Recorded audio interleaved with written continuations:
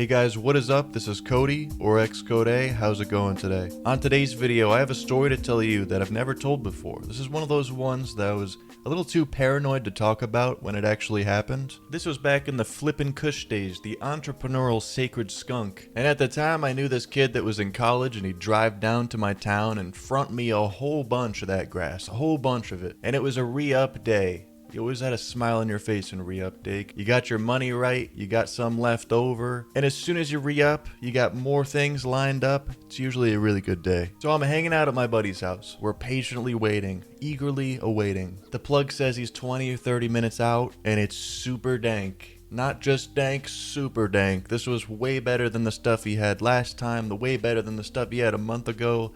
This was best of the year. He was hyping it up left and right. These guys were good at it, man. I think I learned a thing or two, but when it comes to trees, man, it's all just marketing. It's all just how great that you can make it seem. It's super special. It was grown by this guy. It was so many different things you could say. It's from Cali, bro. It's purple. And it was almost like a ritual. Whenever the plug was on the way and it was re-up day, I'd always roll up the rest of what I had. So that's exactly what me and my buddy do. We roll up the last G, poke a little smot, and before we know it, maybe an hour has gone by. Plug said 20 or 30, but listen, we're on the plug's time. This is basically the equivalent of being at the DMV. Everyone's stuck in a slow motion time warp, and the best you could do is just wait it out. Another 30 minutes goes by. The classic, we give him a call, no answer. The sheer disappointment of the no call, no show of the plug, man.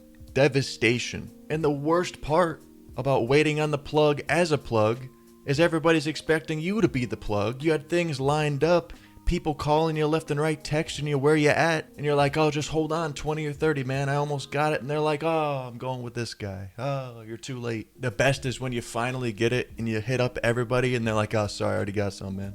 So maybe 2.5 hours goes by and we call it a wrap, you know? It's done. We started to get real desperate. We're like, all right, let's hit up the old reliable. The plug you could always hit up no matter what time, no matter what place you're at.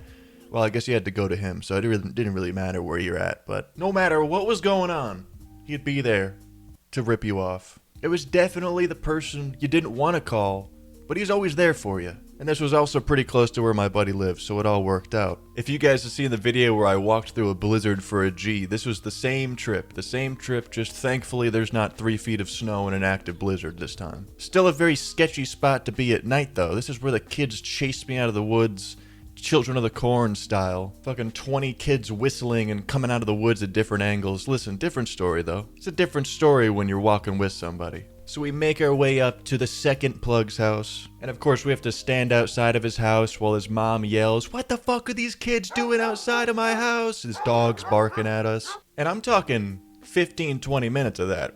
This isn't a 5-minute, what are these kids doing out there? Here you go, dude. It was 20 minutes of full lung yelling. Top of the breath. It was always just a wild scenario. Every time the dude opened the door and he'd be like, hey dude, how's it going? Come on in. Like he's welcoming family into his house. But then his mom's like, what is this kid doing in my house? Get him out. He's too young to be here. Because I was like maybe 16 at the time. My buddy's 18, 19. She knew what we were there to do as well, because we just go down to the basement, smell up his whole house. It's exactly what we did. Go down to the basement. He used to have this really cool safe that he'd open up and grab a couple zips and start rolling up. And it was always one of those plugs where we get down there, he pulls out a big bag and he starts rolling up and he's just like, oh yeah, here's the stuff you want. Pulls it out of a different bag.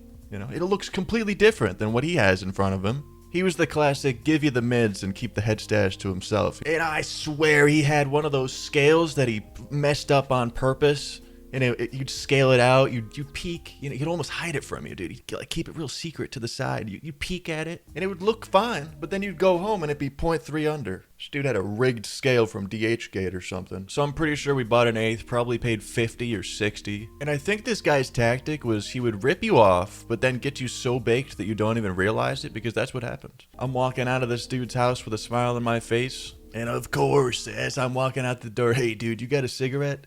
Always with the cigs, man. Rip you off and then bum a cig. So you could say the mission was complete. All right, we got ripped off. We got what we needed for a good night at least. Everybody on my phone's pissed off because they're not getting anything tonight. We go back to my buddy's house. blaze up, have a good night. But I'm sure you're wondering, the title of the video is pretty crazy, man.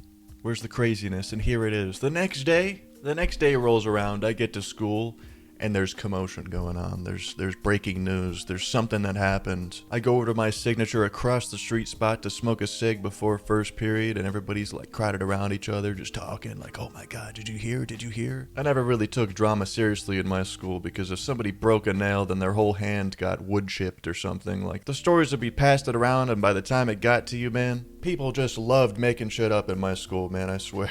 But then I overhear someone got shot, and I was like, what are you talking about? That kind of stuff never happens in this town, man. I was very lucky to grow up in like a middle-class suburb area. There's just nothing that happens around here. So I go up to them like, what the hell are you talking about? And it turns out my plug was going to the other side of town to serve someone else. And whoever this person was that he was serving had one of his other buddies drive in from one of the really bad areas of my town. And what they were trying to do was trying to rob my plug. So how the story goes is my plug pulls up to this apartment complex. And this was somebody that he used to serve all the time. He got out of the car with like an HP in his duffel bag, and he was walking to the apartment to open the door to the hallway. Somebody got out of the car that was sitting in the apartment complex waiting for him, tries to rob him. The plug doesn't even budge. He's like, that's not a real gun, dude. Get the fuck out of here. I'm leaving. Starts to walk back to his car. This dude shoots him in the ass. Right in the butt, dude. And somehow, some way, this dude manages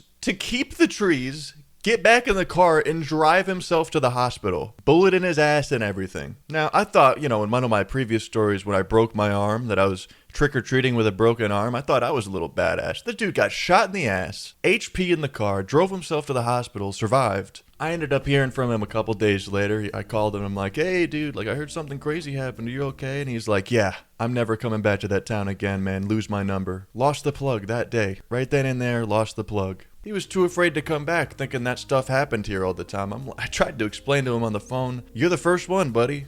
In my entire life, never heard of anything like that. To be fair though, if that happened to me, I wouldn't be coming back. I wanted so badly to sit down with the plug, blaze a J, and just like have him tell me the story in detail. I never heard or saw of him again. Let me know if you guys have any crazy plug stories or getting robbed stories in the comments down below.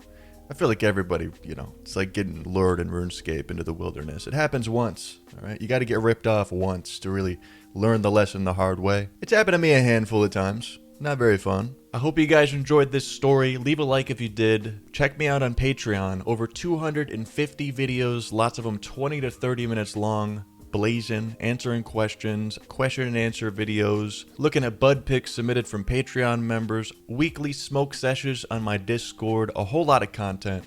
Check it out. Look at the pinned comment below, patreon.com/xCodeh. Thank you so much to everybody on screen. Your support really helps me out. For $1 or $2 a month, you can get access to all those videos and support the channel that's completely demonetized. Thanks, YouTube. But either way, let me know in the comments down below any crazy plug stories, like I said. Follow me on Twitter, Instagram, Snapchat, everything on screen. Go for it, buddy. Thank you for watching. I'll see you guys in the next one. Stay high, stay lifted, and stay snazzy. Dude, what the I'm hell? fucking nuts, dude. Dude, you went crazy on him.